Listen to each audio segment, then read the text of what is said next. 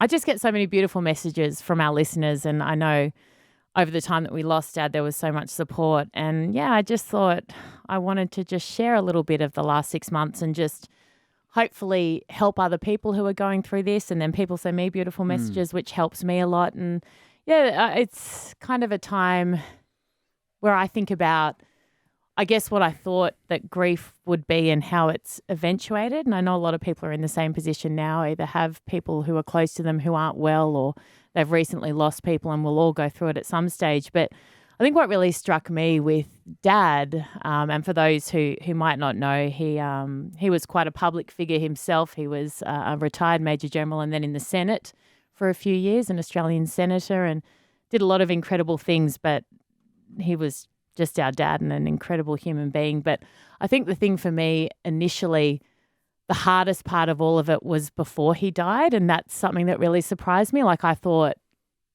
losing him would be the hardest thing, and it's emotional, obviously, I won't apologise for that. But what really surprised me about grief is that the hard bit was the lead up.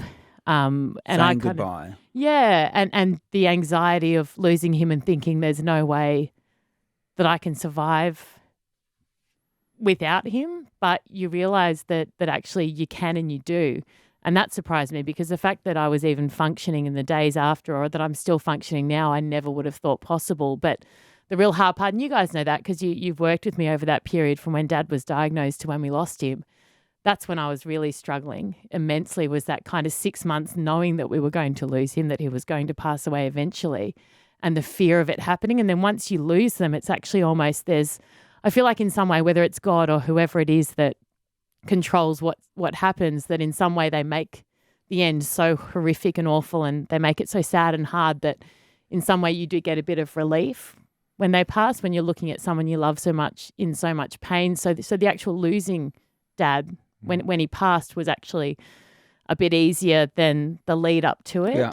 And then the post, it's kind of, I didn't think I'd function at all, but you kind of do, and everyone does. And the other day I was in the car and this song started playing. This just a couple of days ago.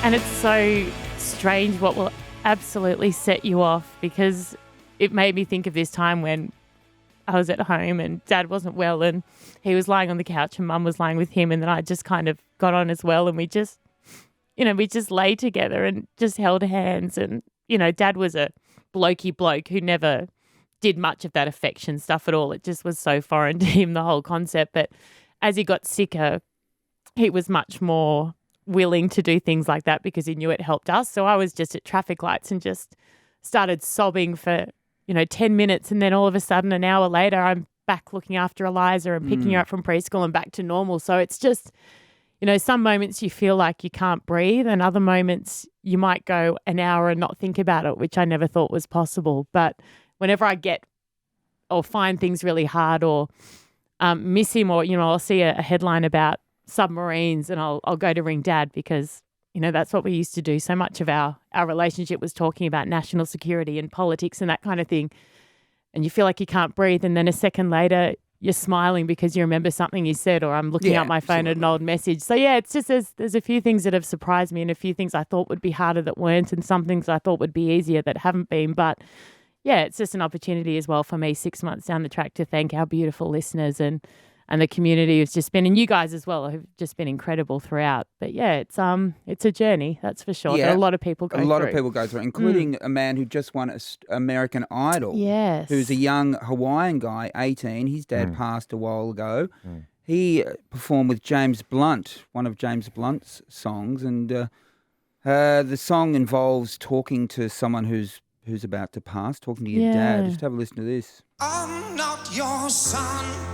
You're not my father. We're just two grown men saying goodbye. No need to forgive, no need to forget.